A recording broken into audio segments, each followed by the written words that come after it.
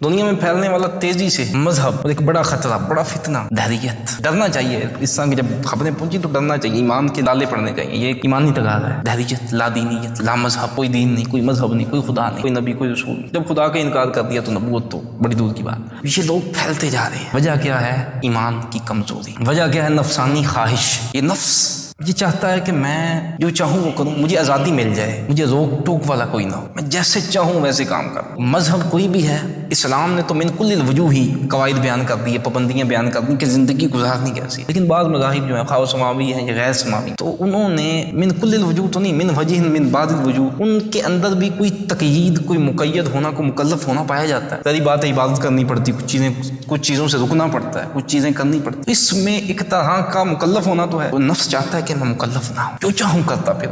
یہ دہریت یہ بڑھتی جا رہی ہے۔ اب اس طرح کے لوگ جب ملتے ہیں نا تو خدا کی قسم بڑا مشکل ہو جاتا ہے ان سے بات کرنا، اپنا ایمان بچانا۔ مجھے اندازہ ہے جب ملیں گے تو آپ حیران رہ جائیں۔ اللہ ہمیں ایمان کی سلامتی کے ساتھ دنیا سے جانے کی توفیق عطا فرمائے۔ زمین سے آپ کے پاؤں کے نیچے سے زمین نکل جائے گی جب یہ لوگ آپ سے کلام کریں، ایسی بات کریں گے کہ شاید کانوں نے پہلے نہ سنی۔ کان بندہ دل کرے گا انگلیاں ٹھونس دے، یہ کیا کرنا چاہ رہے ہیں، یہ تو ایمان خراب کرنا چاہ رہے ہیں۔ ایسے لوگ کیا کریں، انہیں پھر کیا سنائیں؟ قرآن سنائیں، حدیث سنائیں؟ کیسے سمجھائیں ان کو؟ امام جعفر صادق کے پاس یہ آج کا فتنہ نہیں، پہلے بھی تھے، لیکن آج اتنے بڑھ کیوں گئے؟ سوشل میڈیا پہ جس کو کہیں موقع نہیں ملتا، جسے کوئی نہیں جانتا تھا، وہ ادھر آ کے بیٹھ گیا اور ہم نے اسے پتہ نہیں کہاں پہنچا دیا۔ چھوٹے چھوٹے فتنے شاید جو گھروں میں دم توڑ جاتے، آج وہ ایک جماعت کی جو شکل اختیار کر رہے ہیں، بڑے بڑے لوگ مل گئے ان کے ساتھ۔ تو یہ بھی ایک کوشش ذہن ہو کہ ہم نے کس کو سننا ہے، کیسے بندے کو سننا ہے جس کا کم از کم ایمان تو مضبوط ہو، یہ نہ ہو کہ ہر بندے کو سنتے جائیں۔ اچھا، اب حضرت امام جعفر صادق کے پاس ایک شخص آیا، دہریہ، لا دین، میں خدا کو نہیں مانتا، کوئی خدا نہیں، کوئی دین نہیں۔ آپ فرمانے لگے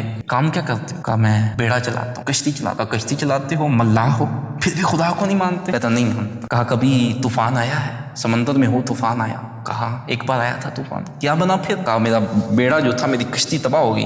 پھر کیا ہوا؟ کہتا ایک پھٹا تھا، اس کے اوپر سوار ہو گیا۔ کہا پھر کیا ہوا؟ کہتا وہ ایک لہر آئی تو وہ پھٹا بھی چلا گیا۔ پھر کیا بنا؟ کہتا اب کنارہ کوئی نہیں نظر آیا، ہاتھ پاؤں مارے، بس کنارے لگ گیا، پہنچ گیا کنارے پر۔ کہا بیٹا سن بات، جب تو تھا کشتی پر، تیرا بھروسہ، تیرا یقین، تیرا ایمان اس کشتی پر تھا کہ یہ کشتی تجھے بچائے گی، یہ تجھے کنارے پر لگائے گی، یہ تیری جان بچائے گی، یہ تیری حفاظت کرے گی۔ لیکن جب وہ کشتی گئی نا، اب تیرا ایمان اس تختے پر آ گیا کہ یہ تختہ مجھے کنارے پر لگائے گا، اگر یہ تختہ میرے پاس رہا تو میری جان بچ جائے گی۔ تیرا بھروسہ، اس یقین اس تختے پر تھا، لیکن ایمان سے بتانا، جھوٹ نہ بولنا۔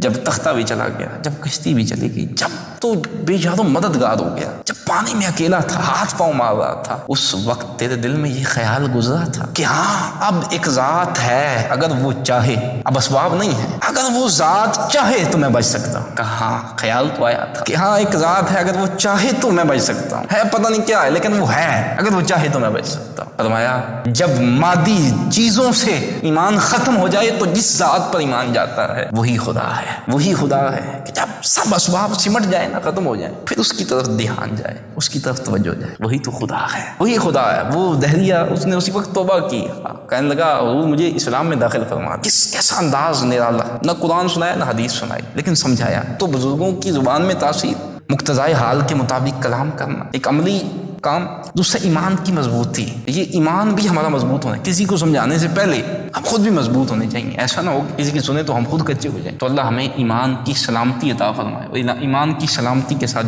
دنیا سے جانے کی توفیق عطا فرمائے۔